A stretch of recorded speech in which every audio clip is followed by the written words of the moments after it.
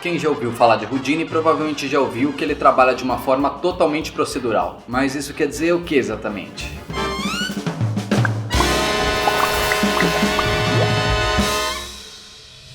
A definição exata do termo procedural pode variar um pouco dependendo do contexto, mas aqui a gente está falando de uma forma não destrutiva de trabalho, onde cada ação que você faz fica exposta separadamente, funcionando basicamente como se fosse uma lista de instruções que o computador tem que seguir passo a passo para fazer seja lá o que você estiver fazendo, de uma forma que te permite ajustar uma ação que você fez lá atrás sem precisar refazer o que foi feito depois disso. Então isso dá bastante flexibilidade para trabalhar. E para ilustrar melhor o que eu quero dizer com isso, eu vou mostrar aqui algumas comparações na prática, começando com um exemplo de modelagem procedural.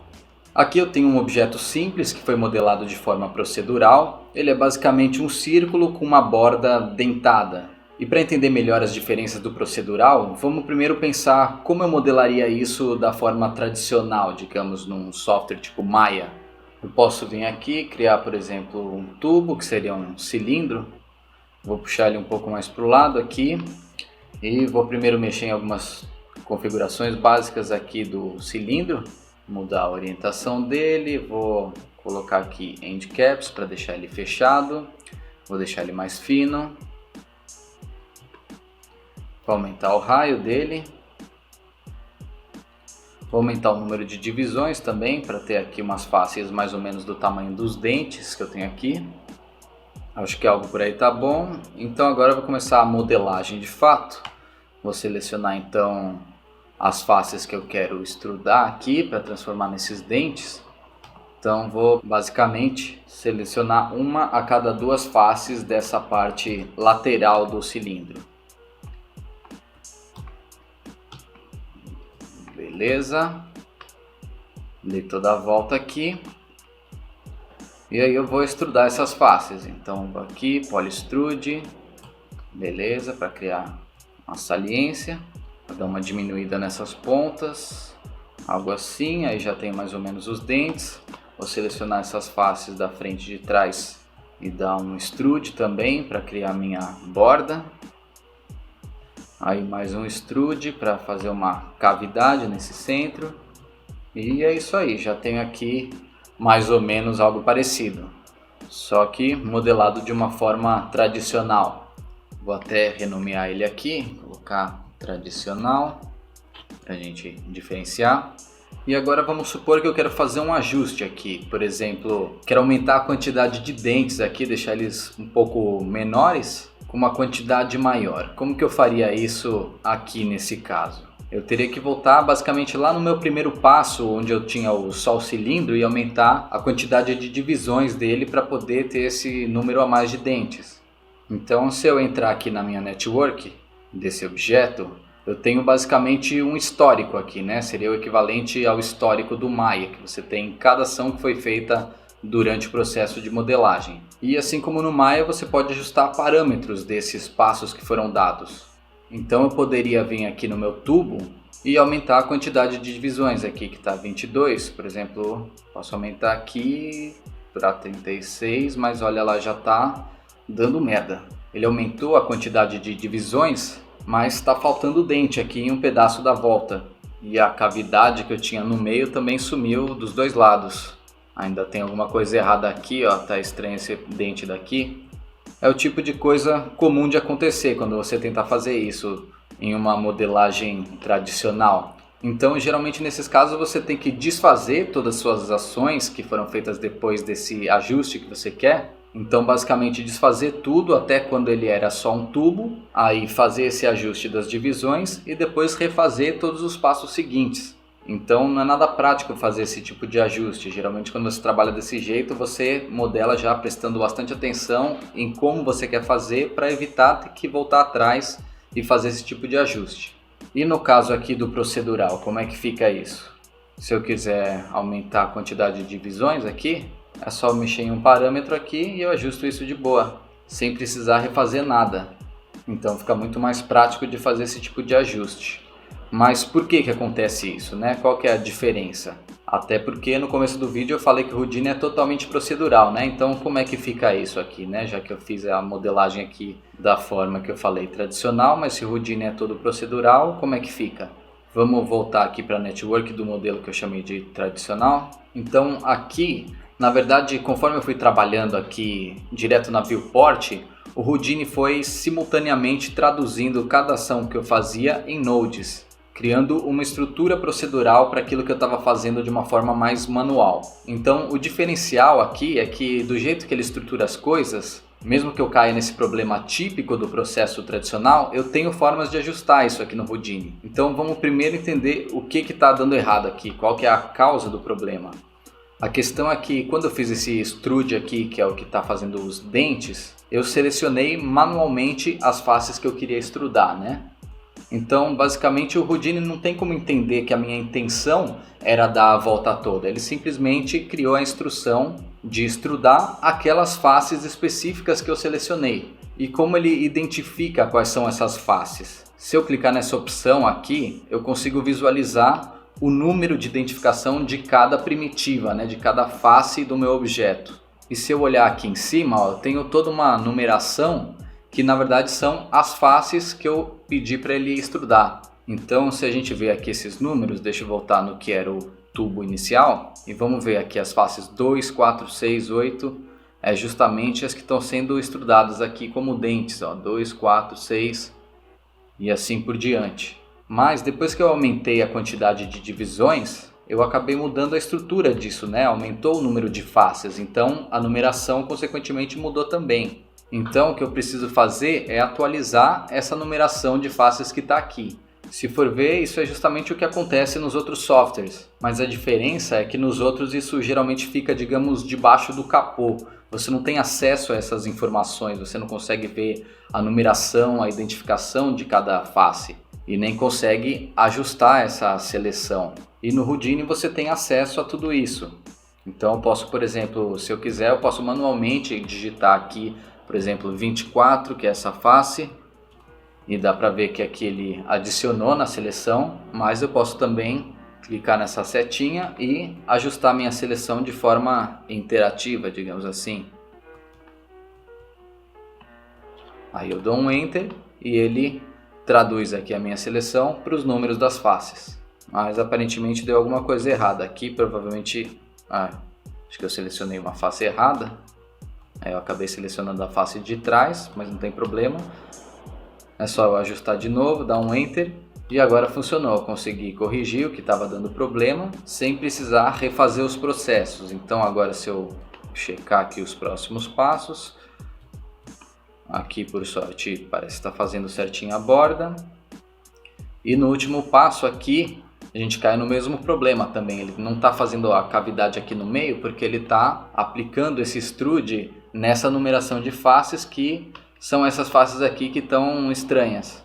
Então eu posso vir aqui e também atualizar essa seleção, dar um Enter e beleza. Agora consegui corrigir o que estava dando problema sem precisar refazer todos os processos. Mas ainda assim não é tão prático quanto aqui, né? É bem mais complicado, porque se eu quiser fazer outro ajuste desse, mexer um pouquinho na distância desses dentes, eu vou ter que repetir todo o processo de seleção em cada um dos nodes. E nesse caso aqui ainda é simples, né? Mas eu podia ter uma modelagem muito mais complexa, com várias etapas, e cada vez que eu vou fazer um ajuste desse, ter que ficar mudando node por node, pode ser bem complicado e inviável. Então, por mais que o Houdini tenha essa estrutura sempre procedural, depende também de como você faz uso disso. Então, para você realmente aproveitar o potencial procedural do Houdini, vai também de como você pensa nas instruções que você vai passar para o programa. Quando a gente faz uma seleção de componentes de uma forma manual, como eu fiz aqui, a gente sempre vai cair nesse problema. Então, a diferença nesse outro é a forma que eu passei a instrução para ele extrudar as faces. Se eu entrar aqui na network dele, também não tem muitos processos aqui, são poucos nodes, tem algumas coisas a mais. Eu não vou entrar em detalhes aqui de o que foi feito exatamente node por node, mas a principal diferença entre eles é a forma que eu instruí o Houdini a selecionar as faces que vão ser extrudadas. Então, se a gente pegar aqui na etapa dos dentes, esse node aqui é um extrude, que nem eu fiz no outro processo tradicional, mas a diferença é que aqui eu não tenho os números específicos das primitivas que eu quero extrudar. Eu falei aqui para ele extrudar as faces dentadas. E o que é isso? Isso eu determinei uma etapa antes aqui. Então aqui eu determinei quais faces vão ser extrudadas, mas também de uma forma pensada procedural. Em vez de eu falar exatamente para ele, apontar quais faces eu quero que ele extrude, eu basicamente falei para ele qual que é a lógica que eu quero seguir para selecionar essas faces que eu quero extrudar. Então aqui, de uma forma simples, eu falei para ele selecionar uma a cada duas primitivas dessa lateral do cilindro, que está aqui também, um outro filtro que eu fiz, para ele considerar só a lateral do cilindro, que também foi algo que eu determinei em um passo anterior aqui. Então, dessa forma que eu construí o sistema, não importa quantas divisões eu vou ter aqui nessa minha forma inicial, que no caso é um círculo, e no caso eu estou criando divisões em um node separado aqui, e não importa quantas divisões eu vou ter, isso sempre vai funcionar do mesmo jeito, porque ele vai seguir a lógica que eu determinei. Então, dessa forma, fica muito mais fácil de ajustar. Então, qualquer forma que eu tiver aqui, posso diminuir até bastante as divisões aqui para ele deixar de ser um círculo, ó. Pode ser, sei lá, um pentágono, um quadrado, até um triângulo. Vai funcionar o meu sistema aqui de gerar essas bordas dentadas. Ou até se eu tiver uma forma nada a ver aqui, como um texto Houdini, eu posso plugar aqui no lugar do círculo e no final eu tenho aqui também a minha borda dentada aplicada do mesmo jeito. Então, no fim das contas, o que eu tenho aqui é mais do que um processo para criar, digamos, uma engrenagem. Eu tenho, na verdade, um sistema de criar bordas dentadas em qualquer tipo de objeto, qualquer tipo de forma. Então, isso é bem interessante e é uma amostra do poder do procedural. Então, aqui a gente vê que, além da facilidade de ajuste que eu tenho, também essa forma procedural pode ser útil em grandes escalas. Por exemplo, se eu fosse fazer aqui de forma tradicional, selecionando na mão uma face sim, uma face não, dando toda essa volta em cada uma das letras, ou podia ser uma situação ainda muito mais complexa, podia ter talvez milhares de formas geométricas aqui na tela, que seria algo inviável de fazer assim na mão, né? Mas com esse sistema procedural, não importa a quantidade de elementos, a complexidade, o meu sistema vai ser o mesmo. Então, para situações de grande escala ou coisas muito complexas, o procedural também pode ser às vezes o único caminho viável. É claro que nem tudo é vantagem no mundo procedural. Muitas vezes você vai ter um trabalho muito grande para pensar nesse caminho, para poder desenvolver esse sistema que mantenha essa flexibilidade toda que eu estou mostrando. Você geralmente no primeiro momento tem um trabalho maior para desenvolver essa base, né, esse sistema, para depois ganhar tempo lá na frente. Mas mecanismos procedurais não são algo exclusivo do Houdini. A maioria dos softwares 3D e de audiovisual em geral fazem várias coisas de forma procedural. Por exemplo, o After Effects, que eu acredito que seja familiar para a maioria de vocês que acompanham Vida de Motion, eu diria que de modo geral ele é bastante procedural. Se a gente pegar, por exemplo, a mecânica de efeitos dele, funciona até que bem parecido com o que eu mostrei no Houdini.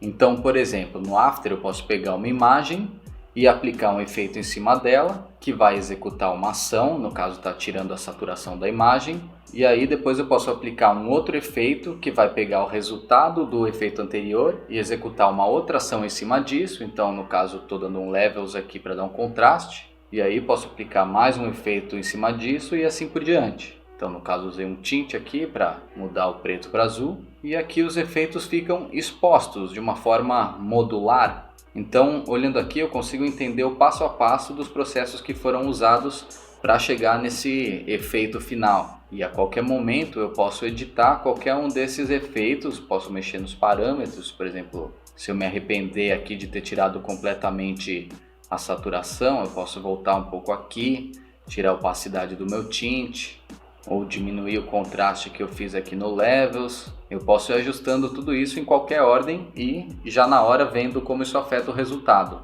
Então não é porque eu mexi aqui na saturação, que foi o primeiro passo que eu fiz, que eu preciso refazer tudo que eu tinha feito depois disso. Então basicamente cada efeito aqui funciona como se fosse um node do Houdini, né? Como se fosse uma cadeia de nodes conectados. Deixa eu desfazer esses ajustes. Voltei aqui para o que a gente tinha antes.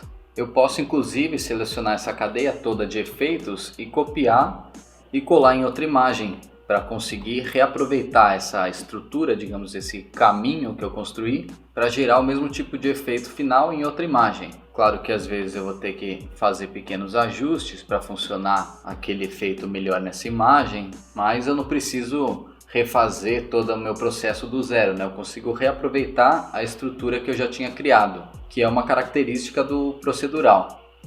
Então, se a gente for ver no Houdini, por exemplo, ele tem também uma parte de composição, a gente pode recriar exatamente o mesmo processo que eu mostrei lá no After Effects, usando nodes no lugar dos efeitos. Então aqui eu tenho a minha imagem original, no caso essas imagens eu peguei no FreePic mesmo, só para essa demonstração, e segui a mesma lógica do After. Aqui eu usei basicamente um Hue Saturation para tirar a saturação da imagem, depois um Levels também para dar uma contrastada, e aqui com esse Color eu fiz basicamente a mesma coisa que o Tint do After. E do mesmo jeito que eu mostrei no After, eu poderia duplicar essa cadeia aqui, por exemplo, e trocar a imagem aqui pela outra que eu mostrei, e aí eu tenho também o mesmo esquema. Posso reaproveitar a minha estrutura em outros casos. Então até aqui a gente tem basicamente a mesma coisa.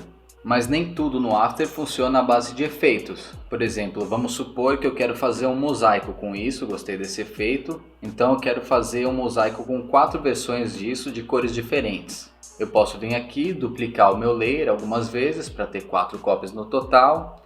Aí eu mexo em escala, posição de cada um e edito o efeito tint de cada um para mudar a cor. Então basicamente é isso que eu fiz aqui. Então aí esse processo não envolveu efeitos, né? Eu tive que mexer, por exemplo, nos layers em si, né? Que é um outro sistema diferente de efeitos.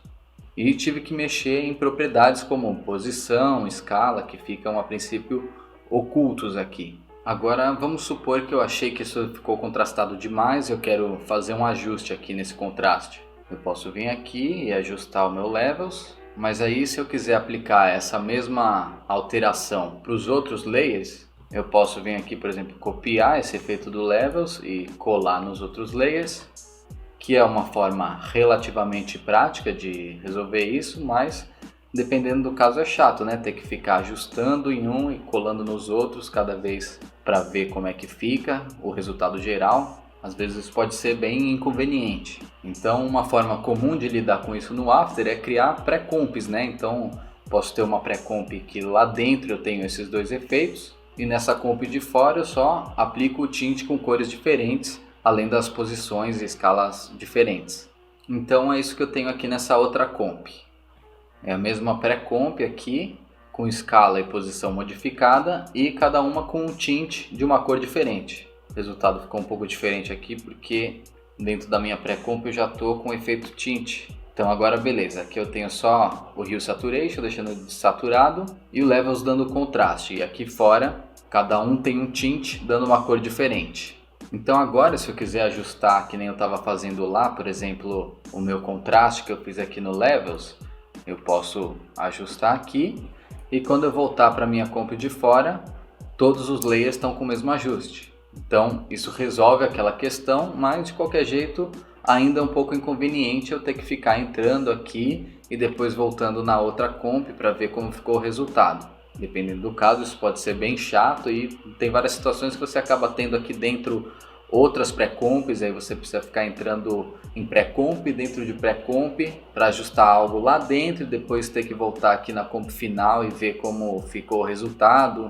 Claro que depende da situação, né? Mas pode acontecer isso, então numa situação dessa é bem chato. E aqui entra a diferença de trabalhar com nodes. Tem vários softwares de composição que trabalham também dessa forma com nodes, por exemplo, Nuke, Smoke, Flame. Quem já mexeu com algum desses softwares já conhece bem esse esquema de nodes. Então o que a gente tem nessa parte de composição do Houdini é bem parecido com o que teria, por exemplo, no Nuke. Então vamos ver aqui, ó, eu fiz basicamente a mesma coisa que eu fiz lá, mas com nodes. Então a diferença é que tudo que acontece em nodes. Se eu olho para cá, ó, é muito mais fácil de ler e entender tudo que está acontecendo do que no After. Eu sei que à primeira vista, né, quando você não tem experiência com nodes, isso parece algo muito complexo, confuso, mas na verdade é muito mais simples de você ler e entender todos os processos que foram feitos passo a passo. Então, por exemplo, até esse trecho aqui é o que eu já tinha mostrado. Tem os efeitos aqui que fazem o que eu tinha ali na primeira etapa, que era igual ao After, mas aqui, ó, desse mesmo node eu criei várias ramificações. Então, por exemplo, eu peguei uma dessas ramificações, eu apliquei essa cor aqui e apliquei uma transformação para mexer na posição e escala. Aí eu fiz a mesma lógica nos outros nodes daqui, cada ramificação dessa tem uma cor e posição diferente. E por último eu juntei tudo em uma mesma composição. Então todas as minhas ações foram feitas através de nodes aqui. Eu não tenho uma parte de efeitos, outra de camadas e outra de transformação. Tudo é feito com nodes, cada processo é feito com node, então olhando aqui eu consigo entender tudo que está sendo feito. E está tudo no mesmo lugar, né? Então eu não tenho pré-comps, eu tenho basicamente esse trecho aqui, está funcionando como a minha pré-comp do After. Mas eu não preciso entrar em outro lugar para enxergar o que eu tenho dentro dessa pré-comp. Eu consigo ver os efeitos e processos tudo aqui. Então se eu quiser fazer o mesmo ajuste que eu estava fazendo lá, de mexer no contraste da imagem dentro da pré-comp, eu posso vir aqui e ajustar tranquilamente. E na hora ver o resultado final desse meu ajuste, sem precisar ficar indo e voltando para nenhum lugar. Então, para quem já tem alguma experiência com Nuke, Smoke, algum desses softwares de composição que mexe com nodes, isso aqui não é novidade.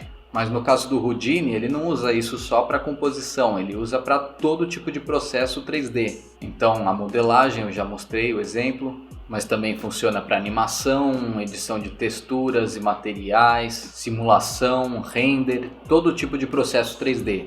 Tudo no Houdini é feito através de nodes. Então, para qualquer tipo de processo 3D que você for fazer, você pode usufruir dessas vantagens de trabalhar de forma procedural. E sempre através de nodes que, além das vantagens procedurais, tem também essas vantagens que eu mostrei aqui comparando a composição com After. Então isso facilita, digamos, o entendimento do que está acontecendo, você consegue visualizar todos os processos em sequência e os nodes têm essa possibilidade de multiconexões que também trazem outras possibilidades. Então, por mais que você tenha um monte de coisas também procedurais em outros softwares 3D, você sempre tem certos tipos de limitações. Mas no Houdini, como ele é todo construído para ser todo procedural, você basicamente não tem limites. Pode fazer qualquer tipo de coisa de forma procedural.